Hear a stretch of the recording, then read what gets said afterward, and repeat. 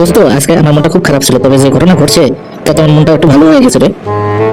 তাই নাকি? কি ঘটনা ঘটছে কদিনই একটু শুনি। আজকে অফিসে যাওয়ার সময় অফিসের লিফটের সামনে সজোরে এক ভদ্রলোকের সাথে ধাক্কা খেলাম।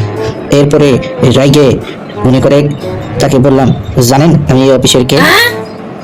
হয় হয়, তারপর কি হলো? কই সেই শালাকে একশো মারলেন কেন?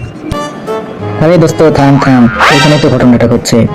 উপরে যাই দেখি ম্যানেজারের চেয়ারে আমাদের ইনি নতুন ম্যানেজার হিসেবে আসছে।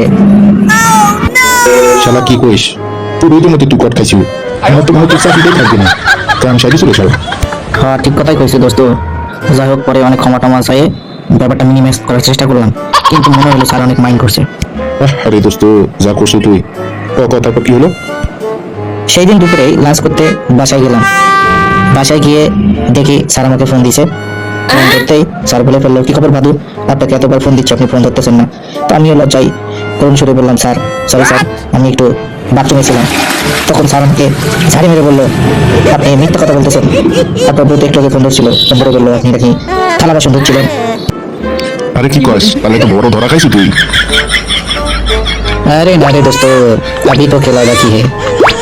যখন স্যার আমাকে এই কথা বললো, তখন স্যারকে আমি বললাম যে স্যার, আপনাকে আমি অনেকবার ফোন দিছি, কিন্তু আপনি যখন ফোন ধরেন নাই, এর ফাঁকে ম্যাডাম আমার ফোন ধরছিল এবং ম্যাডাম আমাকে বললো আপনি নাকি ভাত রান্না করতেছিলেন। এইবার কট খাইছে মালে। Seriously? এই কথা শুনেই স্যার আমাকে বললো, যাও ভাদু সাহেব, যা হয়েছে হয়েছে, আপনি তাড়াতাড়ি অফিসে চলে আসেন, দেরি করেন না, আর এসব কথা কাউকে কয়েন না। দোস্ত ভাবি, যা দিছো তোমার বসকে।